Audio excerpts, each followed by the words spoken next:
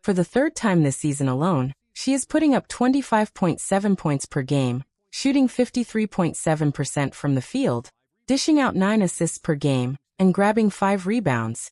Video game numbers from a player whose own coaching staff still cannot bring themselves to celebrate her in front of the cameras. Now, what people are pointing out here is the look on Brianne January's face while she's clapping.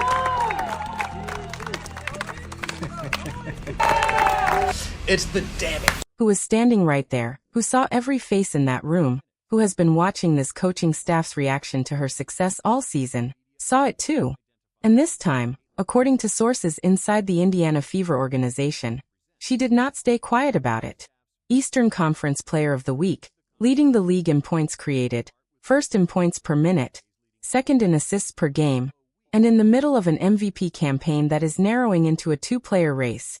Clark versus Aya Wilson, a battle the entire basketball world is watching with the kind of intensity this league has never experienced before. And her coaching staff's response to her third Player of the Week award in a single season was a look on an assistant coach's face that the camera caught, that social media immediately identified, and that Caitlin Clark has now reportedly addressed directly. But what really started all of this is not what fans think. To understand the full weight of what Caitlin Clark's third Player of the Week award represents, and why the coaching staff's visible reaction to it has triggered the confrontation that sources are now reporting, you have to start with what she actually did on the basketball floor in the days leading up to it. Because this was not a participation award. This was not a slow week where Clark won by default in a thin field. This was a performance week that generated numbers that belong in a completely different conversation. Caitlin Clark this past week, 25.7 points per game, 53.7% from the field, 9 assists per game, and 5 rebounds per game. I'm going to say it just because we're all thinking it. If her teammates can make some damn layups and catch the damn ball, she'd be averaging 25 and 11. 25 points and 11 assists with perfect teammate execution. In reality, with dropped passes and missed layups absorbing what should have been clean assist numbers, she still put up 25.7 points and 9 assists while shooting 53.7% from the field. Those are not ordinary WNBA regular season numbers. Those are the kind of numbers that make sports analysts reach for historical comparisons and still come up short. And they are numbers that Caitlin Clark is producing while simultaneously doing more on the floor than any other player in this league, scoring, facilitating, and rebounding in a system that does not give her the luxury of specializing in any one of those responsibilities. 25, 5, and 9 on 53% is absolutely video game numbers. I'm sure the media is angry over this. Here we go. Caitlin, 25, 7, 9, 25, 9, and 5 on 53%. Kelsey Mitchell, 31 and 2.3. I mean, when you put their numbers side by side like this, Kelsey Mitchell does have the scoring edge, but she takes more shots, and Caitlin Clark, she has more than one job. More than one job. That is the fundamental distinction the MVP conversation has to account for, and that certain voices in the media and certain people inside the Indiana Fever organization have been actively working to obscure. Kelsey Mitchell's scoring is her job, and she does it at an elite level.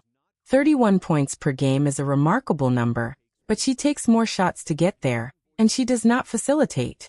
She does not rebound at a meaningful rate, and she does not create the same gravity that opens the floor for every other offensive player on the roster. Caitlin Clark does all of it simultaneously, every possession, every game. And the Indiana Fever's institutional response to that reality, the franchise's public-facing celebration of Kelsey Mitchell while managing the narrative around its most productive player, is the context that makes the coaching staff's Player of the Week reaction so significant. More comfortable celebrating Kelsey Mitchell than Caitlin Clark, a franchise that promoted a teammate for MVP, a teammate who, by every advanced metric in the league, is not in the same tier as the player whose awards keep arriving whether the organization embraces them or not. At an institutional level, choosing to publicly champion a secondary player for the league's highest individual honor, while the primary player is winning Eastern Conference Player of the Week for the third time, is not an accident. It is a choice, and it is a choice that Caitlin Clark has been watching and reportedly responding to. Let's talk about what the cameras actually captured during that Player of the Week announcement. because the clip has been viewed millions of times, dissected frame by frame, and discussed across every major sports platform. And what it shows is not ambiguous. The announcement is made. Caitlin Clark, Eastern Conference Player of the Week for the third time this season, receives the acknowledgement she has earned after one of the most dominant individual weeks any guard in this league has produced. And Brianne January, an assistant coach of the Indiana Fever, is standing in that room with a look on her face that the internet immediately identified, and that no organizational spin can now reframe. Now, what people are pointing out here is the look on Brianne January's face while she's clapping.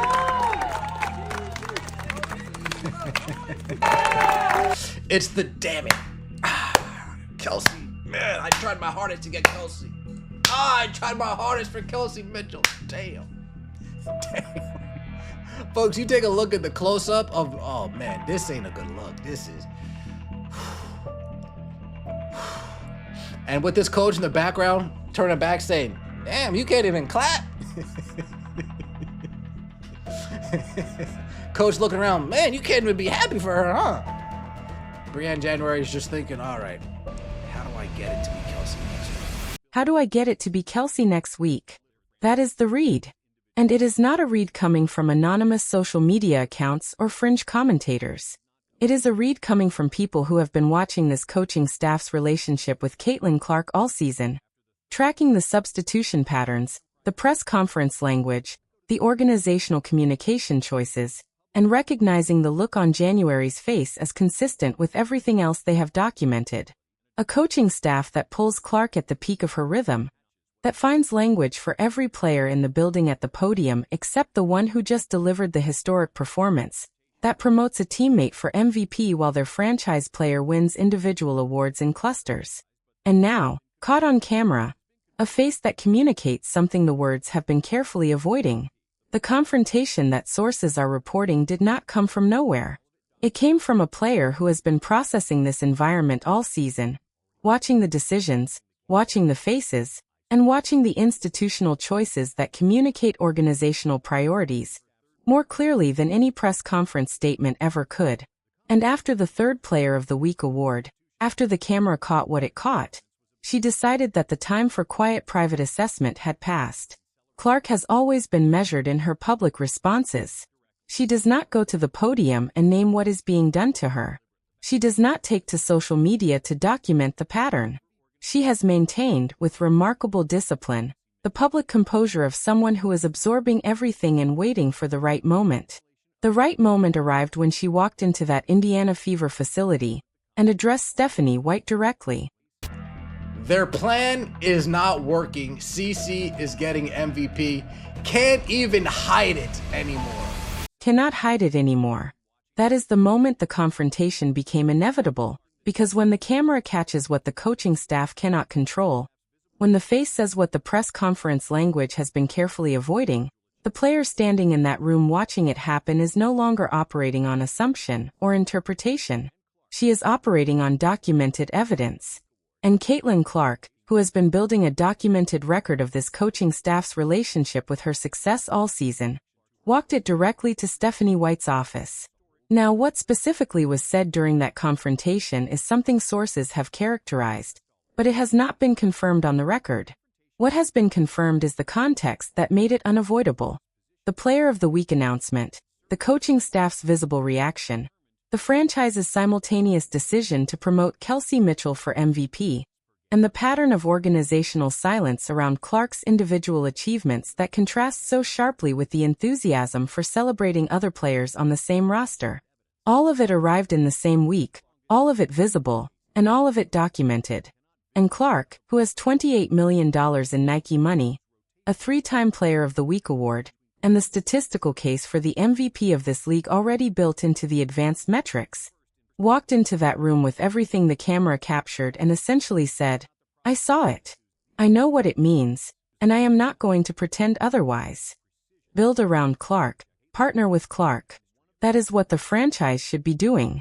And what the coaching staff's visible reaction to her third Player of the Week award suggests is that they are not doing it. The confrontation is not just about a face on a camera. It is about the accumulation of everything that face represents. Every substitution that arrived when Clark's rhythm was at its peak. Every press conference where the historic performance was absorbed into language about the whole group's resilience. Every organizational choice that found more comfort in celebrating other players than in fully and authentically embracing the player who is making this franchise matter. Clark addressed all of it directly, with the composure of a player who had been waiting for the right moment, and chose this one deliberately. While the confrontation behind closed doors was happening, the basketball conversation happening publicly was making the coaching staff's position look more indefensible by the day. Because the MVP race that certain voices inside the Fever organization seem determined to redirect toward Kelsey Mitchell is, by every measurable metric, a two-player conversation. And Caitlin Clark is one of those two players. If Caitlin Clark keeps putting numbers like this on the board, if the Indiana Fever continue to win, the conversations between who is going to be MVP of this league between A'ja Wilson and Caitlin Clark, those conversations are going to get very, very spicy. Paige Bueckers kicked out of the conversation. Olivia Miles kicked out of the conversation. Whoever else kicked out of the conversation. It's literally going to be just two juggernauts going head to head. Two juggernauts, Clark and Wilson. The rest of the field, Paige Bueckers, Olivia Miles, Kelsey Mitchell, Breanna Stewart, has been statistically eliminated from the conversation, not by opinion, but by the numbers themselves. And the numbers, when laid out side by side, tell a story that certain people inside the Indiana Fever organization have been working very hard to complicate. Assists per game. Caitlin Clark, second in the league in assists per game. Points created, first in points created. Points per game created, first in points per game created. Points per minute. Caitlin Clark, first in points per minute. First in points created. First in points per game created. First in points per minute. Second in assists per game. Third-time Eastern Conference Player of the Week. These are not disputed numbers. They are not the product of fan enthusiasm or media bias. These are the league's own advanced metrics, the statistical infrastructure that professional basketball uses to evaluate player performance with the precision that replaces subjective narratives with documented evidence. And by those metrics, Caitlin Clark is making one of the strongest MVP cases in the history of this league. The coaching staff that cannot visibly celebrate her Player of the Week award is the same coaching staff whose rotation decisions and organizational communication choices are the primary obstacles between Clark and the institutional support that an MVP campaign of this magnitude deserves. Now let's talk about the head-to-head data, because the Olivia Miles conversation has been consuming basketball media in ways that the actual numbers do not justify. Olivia Miles, 113 points. Caitlin Clark, 121 points.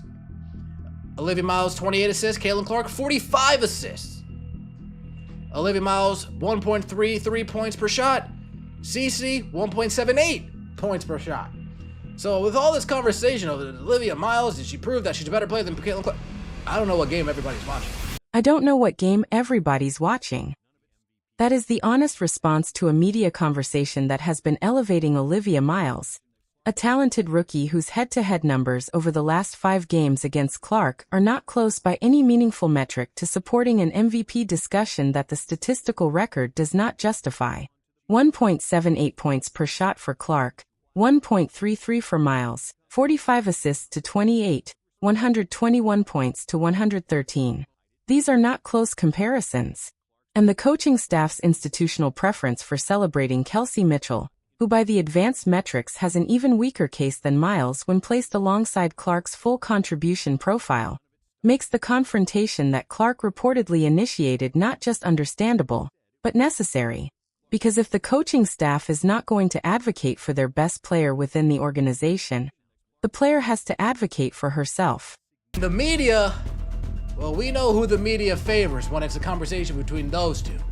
So Caitlin Clark needs to put no doubt in their mind. And when she puts together a week like the week she just put together, when she gives us 45 and 10s, when she gives us, 27 and 11s, she's going to make it very hard on those extremely biased media members. Very hard on the biased media members. That is the mathematical strategy.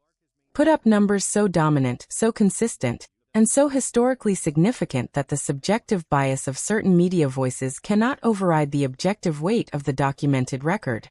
And Clark is executing that strategy week after week, Player of the Week award by Player of the Week award, stat line by stat line. But here is the thing about executing that strategy. While your own coaching staff is visibly struggling to celebrate your success, every award that arrives is also a mirror held up to the coaching staff's face by a camera that does not lie, reflecting exactly how the people around her feel about what she is building. And Clark is looking directly into that mirror and reportedly saying so to the person most responsible for what it reflects. Here is where the full picture comes into focus. And the picture is one that the Indiana Fever's coaching staff, its front office, and the broader WNBA establishment are going to have to reckon with, whether they are comfortable doing so or not. Caitlin Clark is winning the MVP award, not because the media is going to give it to her generously, not because the fan vote will overcome institutional bias, but because the numbers, the documented, advanced, reproducible statistical evidence of what she has done on this basketball floor, are making the case automatically. And the coaching staff that cannot visibly celebrate her third Player of the Week award is going to have to stand at a podium at the end of this season and acknowledge that the player they have been managing down all year is holding the most coveted individual honor in the league. Their plan is not working. CeCe is getting MVP. Can't even hide it anymore. Cannot hide it anymore. That is the reality of what Clark's performance has produced. A statistical case so overwhelming that the institutional resistance around her cannot contain it. Every rotation decision that interrupted her rhythm at its peak, every press conference that absorbed her historic performance into language about the whole group, every organizational choice that found more comfort in celebrating other players. None of it stopped the numbers. None of it stopped the awards. None of it stopped the MVP race from narrowing to exactly what an honest statistical analysis always suggested it would become. Clark and Wilson, two juggernauts, the rest of the field already eliminated, and the confrontation with Stephanie White, the direct, private, reportedly frank conversation that Clark initiated after the Player of the Week announcement, when the cameras caught what they caught, is significant, not just for what it means in the immediate moment. It is significant for what it signals about where Clark's patience with this institutional environment has arrived. Because Clark has maintained her public composure with remarkable discipline all season. She has not gone to the podium and named the pattern. She has not given the explosive interview that the situation might seem to justify. She has done the quiet, measured private assessment that eventually, when the moment is right, becomes a direct conversation with the person most responsible for the environment she is navigating. That moment arrived this week. Caitlin Clark is on her MVP campaign. Post All-Star break, Caitlin Clark. We've only gotten to see it once. And the first time we saw it, rookie season, she went on an absolute tear. Finished fourth in MVP voting. Now here we are, year 3, second time around. Her on-court performance is just as good as her first time around. Year 3, second MVP campaign. Her performance is just as good as the first time around, which in her rookie season, produced a 4th place finish that every honest observer acknowledged should have been higher. This time around, the numbers are better. The team is winning. The advanced metrics are more dominant, and the coaching staff's institutional resistance, visible in the faces caught on camera, documented through rotation decisions, and expressed in organizational communication choices that preferred celebrating Kelsey Mitchell for MVP, has not slowed any of it down. It has only made the gap between Clark's performance and the organizational support around her more visible. And then you stopped playing CeCe ball and went back to AB being the hub, coaching incompetence yet again. About coaching incompetence yet again. That is the documented frustration, not just from the fan base, not just from the social media conversation, but from the analytical community that watches every rotation decision, every timeout call, every substitution pattern, and compares them against what the actual evidence says should be happening. Clark is the hub. The numbers prove it. The advanced metrics confirm it. The Player of the Week awards document it. And every time the coaching staff moves away from that reality, every time the offense reverts to a structure that does not center Clark's gravity and decision-making, the team gets worse. Not marginally worse, but measurably and demonstrably worse in ways that any honest coaching evaluation has to address. And Clark addressed it directly with Stephanie White in a conversation that is now part of the documented record of this season. If the Indiana Fever can crawl up and get to a top 3 seed in the league, man, it's going to be interesting what metrics certain people want to use to prove their case. What metrics certain people want to use. That is the coming battle in the MVP conversation, the coaching evaluation, and the organizational decision-making that is going to define this franchise's direction heading into the offseason. Because if the Indiana Fever climb to a top 3 seed on the back of Clark's MVP-caliber performance, the coaching staff that has been managing her down all season is going to have to answer a very direct question. Did you help build this, or did she build it despite you? The advanced metrics already have an answer. The Eastern Conference Player of the Week committee has given that answer 3 times this season. And Caitlin Clark, in a reportedly direct conversation with Stephanie White following the award announcement, while the cameras caught what they caught, has now put that answer on the record inside the building where it matters most. Here is where everything lands. Caitlin Clark is a 3-time Eastern Conference Player of the Week in a single season. She is first in points created, first in points per game created, and first in points per minute. She is in a 2-player MVP race with Aya Wilson that every honest statistical analysis says she is winning. And her coaching staff, caught on camera in the moment of her 3rd award, could not hide what their faces were communicating. The confrontation that followed was inevitable.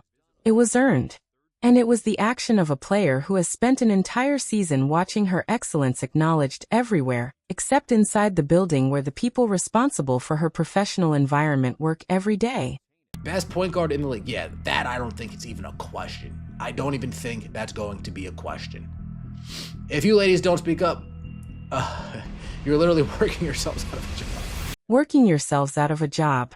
That is the warning delivered not to Clark, but to the coaching staff that has spent the season managing down the player who is making their franchise relevant.